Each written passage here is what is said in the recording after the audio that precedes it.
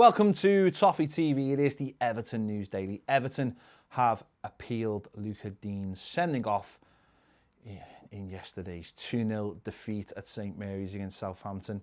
The red card occurred in the second half when Luca Digne got his studs caught in the calf of one of the Southampton players. It'll be interesting to see what happens with this one. It did look accidental, but it also looked bad as well. Luca Digne chased down the player, and really it didn't make for good viewing, whether it was accidental or not. And that to me is what probably they will look at when they decide whether it should stand or not. For me, I probably feel like, if it doesn't get overturned, at least it should only be one game suspension, because it didn't look like he meant it, and you could see that from the anger when he went off, and actually because he was in the changing room retweeting Gary Lineker's tweet to say that he looked like it wasn't a red card, but we'll have to wait and see. Dermot Gallagher, the ex-Premier League referee, was on Sky today. He believes it was the correct decision.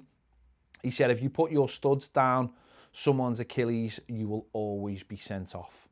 So, and he's probably right. He probably should be, although Andy Robinson wasn't sent off last weekend in the Merseyside derby. And actually, last weekend, he just dismissed Andy Robinson and said, a few people have showed me this, but there's nothing in it. Well, there you go. That's referees for you. They can't make their minds up from one decision to the next. But we'll have to wait and see. It'll be a major blow. Obviously, we've got Nkunku can come in, but he's not really proven in the Premier League. And being without Richarlison and being without Seamus Coleman, the last thing we could do would be being without another important player. So we'll have to wait and see what happens there. Premier League teams will decide tomorrow if pay-per-view will continue in the UK. Fans have been asked to fork out £15 a game.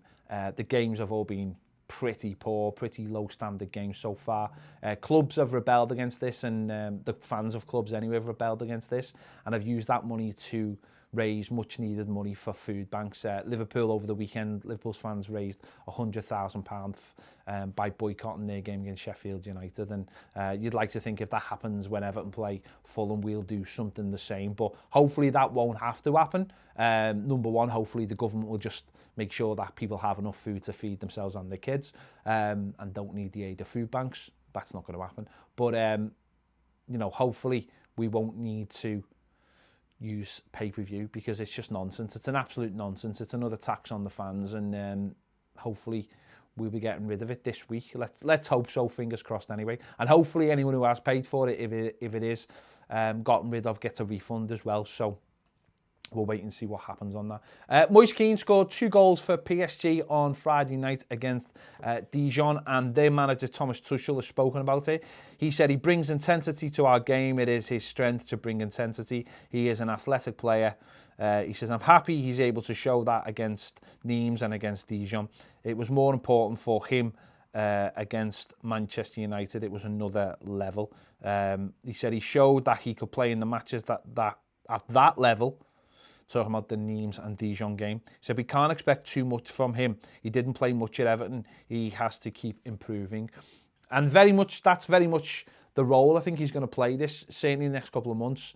Moise Kean for PSG, with the Champions League games being midweek for the next 6 weeks or so. He's probably going to start the league games in France, and then allow Mbappe a rest to play in the Champions League games in the midweek. So, but that's fantastic. That's good news for him. It's good news for us. If he's scoring goals, he's getting his confidence up, he's improving. And whether he comes back next season, he'll come back a better player, or we'll get a good fee for him. We'll have to wait and see which one of those happens. But it's great that he scored a couple of goals. Couple of good strikers' goals as well for Paris Saint-Germain. Leon Osman has spoken about Ben Godfrey's debut for Everton, his full debut at Southampton. He said he's a good young player, but he's a centre-back. He said he only passed to James Rodriguez 4 times, and he passed to Yerry Mina 18 times. Compare that with Seamus Coleman passing to James Rodriguez 43 times in the opening games. It showed how Everton's attacking threat has changed. I think he's absolutely right, and he's spot on what he says about Ben Godfrey. He is a centre-back. He's got huge potential, but he is a centre-back. And sometimes you get players who start their careers at right back and become centre backs who have that ability. Someone like Mason Holgate. Ben Godfrey clearly is a centre back that maybe can play centre midfield or deep centre midfield, but I don't think he's attacking enough to play right back in the way we wanted to play right back.